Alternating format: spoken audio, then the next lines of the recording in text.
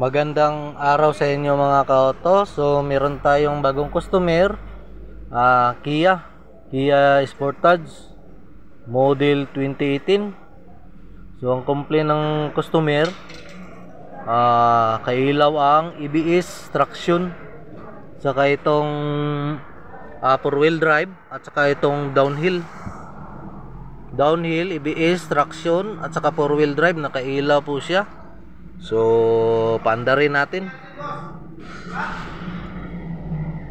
So yan po mga ka-auto, nakailaw po siya. So tanggalin natin yung foot brake. So yan, nakailaw po siya, downhill, saka ABS traction at saka 4-wheel drive. So in-scan ko, so mayroon siyang trouble code sa ABS. So tignan natin.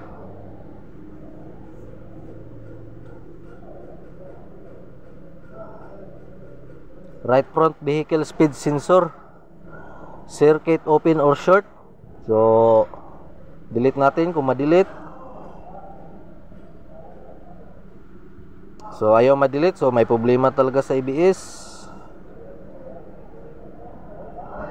So yung EPS sa steering, power steering.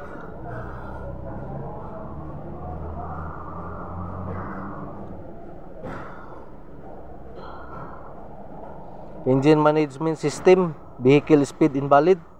So normal talaga yan na may lalabas na ganitong code kapag merong problema sa ABS, itong engine management system. Pag may problema sa ABS, normal na lalabas to. So delete lang natin.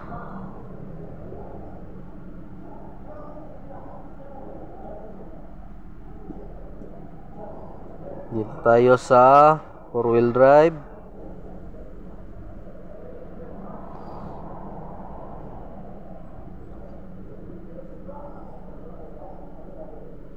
Wheel speed error in communication. So active po siya.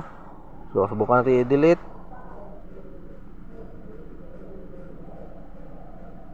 So ayaw siyang ma-delete. So mag-focus tayo na sa ABS.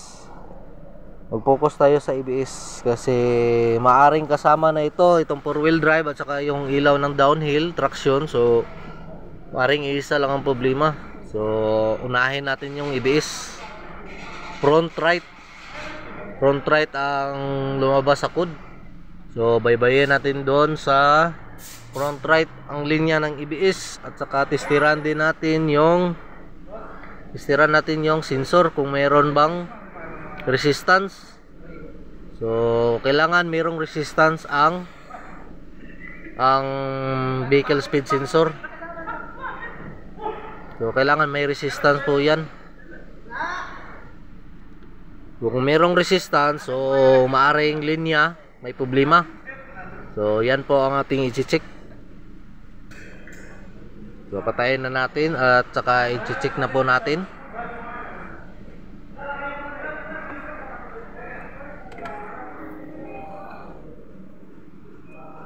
So umpisahan na po natin. So mga ka-auto, so ito po yung sakit sa sensor na mismo, sa ABS sensor. Ito po yung sakit niya. So tinestiran ko to. So meron po siyang resistance. So walang problema sa ABS sensor. So may problema to sa electrical. So baybayin natin mga ka-auto. So baybayin po natin.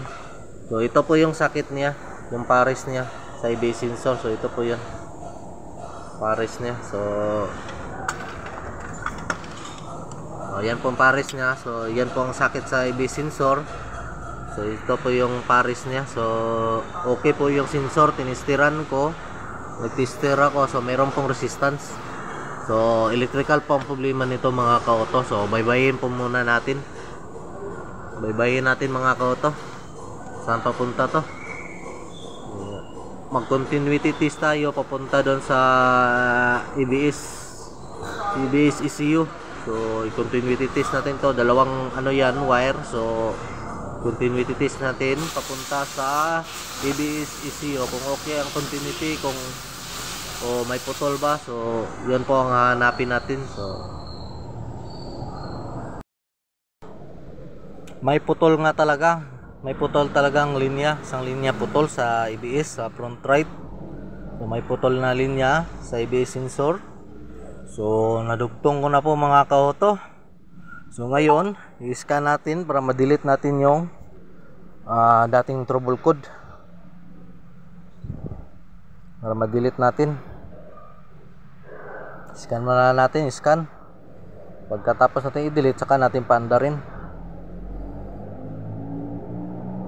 So kailangan yung mga ganito may putol, kailangan talaga pagdugtong nakahinang talaga siya mga ka-auto. Kang Kuya Buyet. So scan muna natin para ma-delete natin yung mga code. So dito pa lang naka-on pa lang siya. So nawala na yung ABS at saka traction at saka yung four-wheel drive at saka yung downhill na lamba. So nawala na po siya. So yun natin, yun para makita natin. So ilaw po siya. So hintayin natin. Pag mawala yan, so yan na yung so nawala na po siya ABS. So hindi pa po yan nakaanda, so nawala na po siya. So indikasyon lang yan na okay na. So wala na tayong problema. Delete lang natin yung dating code. So ayun, wala nang code siya sa four-wheel drive. Na-delete na siya, dati hindi ma-delete. Pati yung sa ABS, so pass no fault na po siya. So na-delete na po siya, ibig sabihin okay na po ito. So pandarin na po natin. Pandarin na natin mga ka-auto. Ayun So okay na po siya mga ka-auto. So nasa ABS lang talaga yung problema niya. So electrical po ang problema.